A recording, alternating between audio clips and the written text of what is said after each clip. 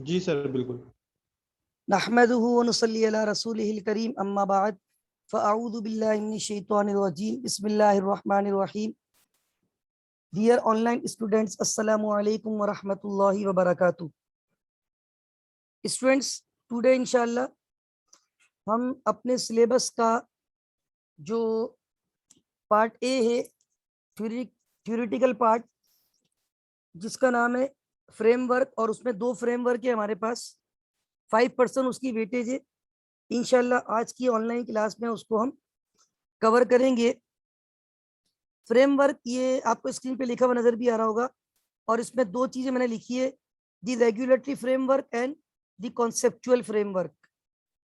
तो ये जो रेगुलेटरी फ्रेमवर्क है, ये बेसिकली आपको ये बताएगा कि रूल्स एंड रेगुलेशंस जो कि हमें अप्लाई करने हैं at the time when we are going to prepare, when we are going to present financial statement. जब हम फाइनेंशियल स्टेटमेंट बनाने जाते हैं, प्रेजेंट करने जाते हैं, at that time we have to follow certain rules and regulations, जिनको हम आईएएस और आईएफआरएस कहते हैं। तो ये जो रेगुलेटरी फ्रेमवर्क है, इसके अंदर हमें ये डिस्कस करना है कि करंट इस वक्त कौन ऐसी बॉडी है या ऐसा बोर्ड है जो कि अकाउंटिंग स्टैंडर्ड्स को इशू कर रहा है। थोड़ा सा मैं आपको एक ब्रीफ बता दूं, और मैंने जैसा कि अभी आसिफ भाई ने भी कहा कि इंट्रोडक्शन क्लास में ये बातें डिस्कस की होती हैं स्टूडेंट से कि हमारा जो सिलेबस है वो ओवरऑल बेस कर रहा है आईएएस और आईएफआरएस पे। पहले आईएएस आते थे और अब आईएफआरएस आते हैं, ये बात मैंने आप लोगों को पहले भी बता दी थी। और यहाँ पे आप देख रहे होंगे बोर्ड पे, ये साइड पे कुछ लिखा हुआ आपको नजर आ रहा है? जी स्टूडेंट्स, नजर आ रहा है आप लोगों को? यस सर, नजर आ रहा है। अच्छा, ये यस मैं इस वाले एरिया की बात कर रहा हूँ। ये कुछ चीजें नजर आ रही है आपको जो मैंने हाईलाइट किया इस वक्त? यस सर नजर आ रही है, यस सर नजर आ अब रही है। इसमें देखिए मैंने लिखा है कि 1973 में एक कमेटी बनाई गई थी जिसका नाम था IASC, international accounting standard committee. और उस कमेटी ने जो कुछ लिखा उसको क्या नाम दिया? IAS, यानी इंटरनेशनल अकाउंटिंग स्टैंडर्ड्स। और उस कमेटी ने टोटल कितने स्टैंडर्ड लिखे थे? 1 से लेके 41 तक। जैसे IS1 जो है वो प्रेजेंटेशन ऑफ फाइनेंशियल स्टेटमेंट है, IS2 जो है वो इन्वेंट्री का है, IS7 कैश फ्लो है, IS8 policies change in estimate error है, IS40 investment property, IS41 biological asset यानी एग्रीकल्चर अकाउंटिंग। तो टोटल IASC ने 41 इंटरनेशनल अकाउंटिंग स्टैंडर्ड लिखे थे। उसके बाद अप्रैल 2001 IASC जो कमेटी थी वॉज कन्वर्टेड इनटू बोर्ड। अब इसका नया नाम IASB है, यूके बेस है ये, इंटरनेशनल अकाउंटिंग स्टैंडर्ड बोर्ड। अब जो बोर्ड अकाउंटिंग को ग्लोबलाइज करने के लिए, अकाउंटिंग को स्टैंडर्डाइज करने के लिए जो कुछ लिखता है, अब उसको हम क्या कहते हैं? IAS कहते हैं या IFRS कहते हैं? IFRS। IFRS कहते हैं, इंटरनेशनल फाइनेंशियल रिपोर्टिंग स्टैंडर्ड्स। तकरीबन बोर्ड ने 1 से लेके 16 तक IFRS लिख दिए हैं, और IFRS 16 अभी आपने लास्ट वीक ही पढ़ा है क्लास में, जो कि लीज के ऊपर है।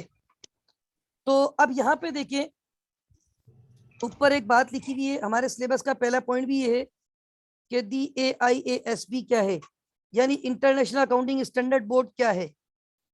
तो यहाँ पे लिखा हुआ है जो IASB है वो बेसिकली वो बॉडी है जिसने IASC को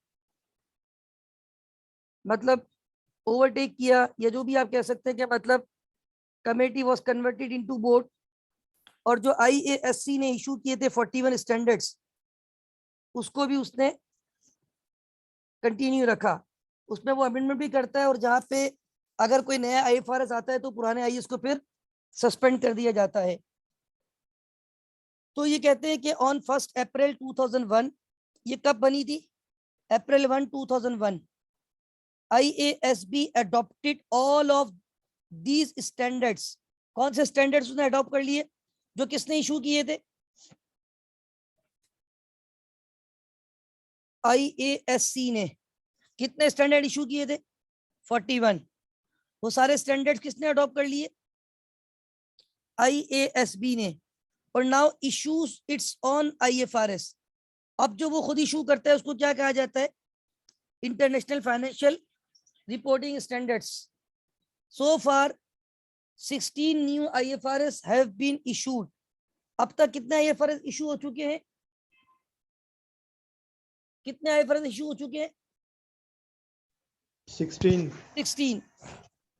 अच्छा, अब ये थोड़ा सा एक इसका स्ट्रक्चर मैंने कॉपी किया है किसी बुक से। जनरली आप देख लें इसको। और इसमें देखिए, सबसे पहले मैं उस दिन भी क्लास में डिस्कस कर रहा था, टॉप पे कौन सा बोर्ड है? Monitoring board. इसके अंदर जो हाई क्वालिफाइड चार्टर्ड अकाउंटेंट है या बड़े बड़े कैपिटल मार्केट के जो भी लोग हैं वो लोग इसको देख रहे होते हैं, ठीक है। इसके अलावा मतलब इसमें बोर्ड में जो बड़ी बड़ी कैपिटल मार्केट के हाईली क्वालिफाइड चार्टर्ड अकाउंटेंट्स हैं वो लोग इसको देख रहे होते हैं। फिर उसके अंडर में IFRS फाउंडेशन है जिसके अंदर 22 ट्रस्टीज हैं। फिर उसके अंदर ये बोर्ड है जिसमें 16 मेंबर्स हैं IASB। और इसके अंडर में फाउंडेशन के अंडर में एक IFRS इंटरप्रिटेशन कमेटी भी है और एक IFRS एडवाइजरी काउंसिल भी है। ये समझ लिया, इसका एक स्ट्रक्चर आपके सामने है। और फिर ये वर्किंग ग्रुप जो है, ये सारी चीजें, जाहिर सी बात है ये कोई IFRS इशू करना ये कोई आसान काम नहीं होता। तो इसके लिए पूरा एक स्ट्रक्चर बोर्ड मौजूद है जो कि तमाम चीजों को लेके चल रहा होता है। अब ये हमारे पास है setting of IFRS, setting of international accounting, international financial reporting standards. यानी बोर्ड किस तरीके से एक नया स्टैंडर्ड मार्केट में इशू करता है। IFRS are developed through a formal system of due process and broad international consultation involving accountants, financial analysts, and other users and regulatory bodies from around the world.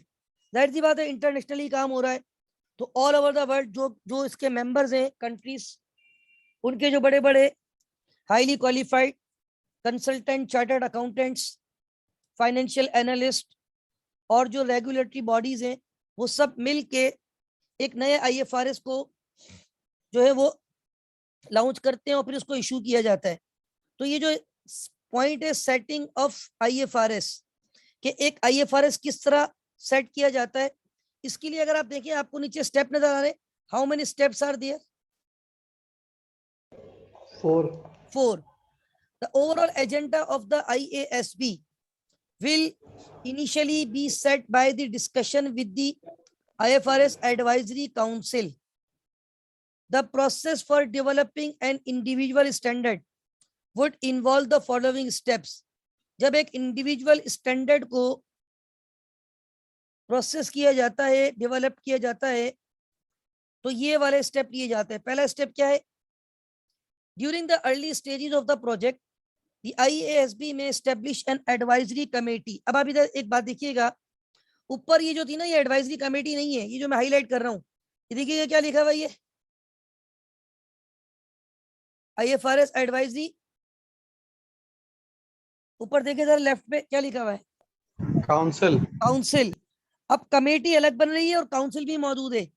अब ये दोनों मिलके काम करेंगे। आगे पढ़ें। During the early stage of a project, the IASB may establish an advisory committee to give advice on issues arising in the project. Consultation with the advisory committee and the IFRS advisory council occurs throughout the project. यानी कौन कौन मिलके काम कर रहे हैं? Early stages पे board ने एक IFRS एडवाइजरी कमेटी बनाई और जो काउंसिल के लोग हैं, एडवाइजरी काउंसिल के लोग, ये दोनों मिलके जो है जो इश्यूज आ रहे हैं उसके ऊपर काम करेंगे। Is that clear? पहला स्टेप क्लियर है सबको? सर ये दोनों में फर्क क्या है? एडवाइजरी कौंसल और एडवाइजरी देखिए ये कमेटी जो में काउंसिल है ना, ये तो कमेटी का हिस्सा है, ये स्ट्रक्चर का हिस्सा है इसके, ठीक है ना। इसमें स्टैंडर्ड्स अभी यहाँ नंबर ऑफ मेंबर नहीं लिखे हुए, इसकी एक क्वांटिटी भी होती है, इसमें तकरीबन मेरा ख्याल है कोई 16 या 40 के करीब मेंबर है। और उसके बाद जो है वो जब कोई नया आईएफआरएस इशू करना है, जो भी इश्यूज आ रहे हैं उन इश्यूज को देखने के लिए इनिशियल स्टेज पे किसी भी आईएफआरएस के एक क्या बना दी जाती है, कुछ चंद लोगों की क्या बना दी जाती एडवाइजरी होगी, कमेटी। और कमेटी। वो जो काउंसिल ऑलरेडी मौजूद है, एडवाइजरी काउंसिल और एडवाइजरी कमेटी, ये दोनों थ्रू आउट प्रोजेक्ट काम करेंगे। क्या लिखा हुआ है, consultation with the committee and council occurs through out the project. अब जाहिर सी बात है, वो जो एडवाइजरी कमेटी बनाई गई है वो आपको एडवाइस दे रही होगी कि भाई इस स्टैंडर्ड में ये चीजें होनी चाहिए, ये रिक्वायरमेंट्स है, इन्हीं चीजों को हमने फॉलो करना है। और फिर जो आपकी एडवाइजरी काउंसिल है वो कमेटी की एडवाइस को देख के फिर आगे लेके जाते होंगे। Is that clear? मतलब सर एडवाइजरी काउंसिल जो वो पहले से मौजूद होता है जी, और ये समझ लो जब टेम्पररी बनती होगी, राइट। सही सही ठीक है। IASB में develop and publish discussion paper for public comments. अब देखिए आपका ये जो प्रोसेस था पहला कंप्लीट हो जाएगा, तो उनके सामने एक कॉन्सेप्ट आ गया कि ये चीज होनी चाहिए, तो फिर IASB क्या करेगा, डेवलप करेगा और पब्लिश करेगा किस चीज को, डिस्कशन पेपर्स। और पब्लिक कमेंट्स। और उसके बाद जब कमेंट आ जाएंगे, following are the receipts and review of comments, the IASB would develop and publish an exposure draft for public comment. देखिए कभी भी कोई चीज फॉरन फाइनल नहीं होती, पहले ड्राफ्ट बनता है, ये बात पता है ना आपको। आपको एक छोटा सा कार्ड भी प्रिंट करवाना ना शादी का, तो उसपे भी आप पहले जाओगे, फिर वो आपको एक बना के देगा मैटर, फिर आप वो बोलेंगे ये आपने ड्राफ्ट बना के दिया है, फिर आप प्रूफ रीडिंग करोगे, फिर इसको दोगे, उसके बाद वो जाके प्रिंट होता है, ऐसा ही है। तो आईएएस ने पहला स्टेप क्या लिया, मैंने 4 स्टेप यहाँ पे ना बड़े क्विक आपको समझाने के लिए लिख के दिए, अगर आप देखें नजर आ रहे हैं, साइड पे देखें, राइट साइड पे। पहला स्टेप क्या है, यस सर, पहला पहले स्टेप है एडवाइजरी कमेटी। वो बना दी और वो काउंसिल के साथ मिलकर काम करेगी। फिर उनके काम के बाद बोर्ड जो है वो मार्केट में क्या इशू करेगा जी, डिस्कशन पेपर। Discussion paper. उस पे कमेंट्स आने के बाद और उसको अमेंड करने के बाद उसका ड्राफ्ट बना के फिर कमेंट के लिए देगा। और जब ड्राफ्ट आईएफआरएस और फिर उसके बाद जब following the receipts and review of comments, IASB would issue a final IFRS। और उसके बाद जब वो फाइनल हो जाएगा, ड्राफ्ट सही हो जाएगा, उसके ऊपर कमेंट्स आ जाएंगे, फिर उसके अकॉर्डिंगली एक नया IFRS इशू हो जाएगा। The period for exposure for public comments is normally 90 days। However exceptional circumstances proposal आपका इशू हो सकता है 60 days के लिए। और जो ड्राफ्ट है उसका टाइम तकरीबन 60 डे है कमेंट का। तो ये एक जनरल कॉन्सेप्ट था, क्विक हमने डिस्कस किया है, और अभी नमाज ब्रेक पे भी जाना है, तो मैं क्विक ओवरव्यू दे दूं कि मैंने अब तक क्या पढ़ा है। हमने अभी पहला पार्ट स्टार्ट किया हुआ है IASB, और इनफैक्ट हमने पहला पार्ट रेगुलेटरी फ्रेमवर्क स्टार्ट किया हुआ है। और द रेगुलेटरी फ्रेमवर्क में हमने ये देख लिया कि IASB क्या है, क्योंकि वो करंटली इस वक्त IASB काम कर रहा है। पहले ये कमेटी थी सिंस 1973 से टिल 2001 तक। 2001 में इसका नाम चेंज हो गया, अब ये बोर्ड है। पहले ये IAS इशू करती थी कमेटी, 41 स्टैंडर्ड इशू किए थे, वो सारे अडॉप्ट कर लिए बोर्ड ने। अब बोर्ड अपने IFRS लिख रहे हैं, तो तकरीबन 16 आ चुके हैं मार्केट में। फिर हमने ये देखा कि इसका एक स्ट्रक्चर है, ये पूरा इसमें monitoring board, foundation board, working agenda या वर्किंग ग्रुप्स, इंटरप्रिटेशन कमेटी और एडवाइजरी काउंसिल। फिर हमने ये डिस्कस किया कि जब नया IFRS आता है तो सेटिंग ऑफ IFRS में कितने स्टेप है, 4। नंबर 1 एडवाइजरी काउंसिल, उसके बाद डिस्कशन पेपर, फिर exposure draft, then final issuance of IFRS। तो आई होप कि यहाँ तक क्लियर हो गया। यहाँ यस सर, तक ये जो यानी कि जो नया नया आईएफआरएस आ रहा है तो उसके लिए ये चार स्टेप देखने पड़ेंगे, बाकी सब तो ऊपर से सीधा है। थैंक लेकिन यू ये सर। 4 स्टेप ये देखने में 4 है, ये टाइम टेकिंग होता है, नीचे लिखा हुआ भी ये 90 डेज 60 डेज, मतलब ये टाइम टेकिंग चीजें होती है। ये बहुत सारी चीजें हम क्विक पढ़ लेते हैं। फॉर एग्जांपल अगर हम जब कंपनी लॉ पढ़ते हैं तो हम कहते हैं कि कंपनी की इनकॉर्पोरेशन के लिए प्रोस्पेक्टस हुआ, या आपके जो है मेमोरेंडम आर्टिकल्स, ये सब जमा हो गए, फीस जमा हो गई, रजिस्ट्रार सेटिस्फाई हो गया, सर्टिफिकेट दे दिया, कंपनी बन गई, तो हम तो यूं पढ़ने में 2 मिनट में बात कर लेते हैं, लेकिन ये सर चीजें वो आपने 3 बातें लिखी थी इस तरफ, 3-4 बातें, तो उसके ऊपर आईएसबी बोर्ड होगा ऊपर, किस पे? जो आपने इस तरफ जो आपने ऊपर 3 बातें लिखी थी पेन से, दिखाइएगा आप। कहाँ पे? ये एडवाइजरी कमेटी, इसके ऊपर आईएसबी बोर्ड होगा, ये जो लिखी थी नीचे दी गई अभी। ये हाँ, जाहिर सी बात है, ये बोर्ड सारे स्टेप ले रहा है, ठीक है। हाँ, इसके ऊपर लिख दिएगा सर, इसमें राइटिंग में आ जाएगा, कॉपी में। जी जी इसके ऊपर और लिख दें सर, जी याद जी। करने में आसानी होगी। क्या चीज और लिख दे? इसके ऊपर बोर्ड आएगा, या ये मॉनिटरिंग बोर्ड आएगा, या आईएफआरएस फाउंडेशन आएगी, ये लिख देखिए देते ना ये ऊपर। जो है ना स्टेप, ये आपके स्टेप जो है एडवाइजरी, वो IASB लेता है। ये देखिए लिखा हुआ है आसिफ भाई, ये रहा, देखिए ये रहा, दी ओवरऑल चले सही है। Agenda of the IASB will initially be set by discussion with the IFRS advisory council, ठीक है। जी जी और जी यहाँ जी लिखा हुआ सर। भी है, सर मैं ये देखिए जी आसिफ मैं भाई लिखा सर हुआ है, ये कह रहा था, ये इधर During the- लिख देते ना आप। देखिए यहाँ लिखा हुआ है, during the early stages of a project the IASB में एस्टेब्लिश, कौन एस्टेब्लिश कर रहा है? IASB, सही है, ठीक है। Thank you sir. अच्छा भैया, सर अजान हो रही है। अजान शुरू हो गई है, बस ठीक है, फिर हम नमाज ब्रेक के बाद इंशाल्लाह अजान हो रही। कंटिन्यू करेंगे। अच्छा एक बात सुन ले, क्योंकि अभी मीटिंग जो है ना, हो सकता है ये डिसकंटिन्यू हो जाए, तो मैं नमाज के बाद इंशाल्लाह तकरीबन 7:10 पे आप लोगों को नया लिंक भेजूंगा। अगर ये लिंक सर ये खुदा ना बंद ही खास्ता कर दिएगा। डिस्कनेक्ट हो जाए, ठीक है। सर आप डिस्कनेक्ट कर ही देना अभी से। हाँ मैं डिस्कनेक्ट कर देता हूँ, ठीक है। नमाज के बाद नया लिंक भेजूंगा इंशाल्लाह 7:10 पे। ठीक है सर।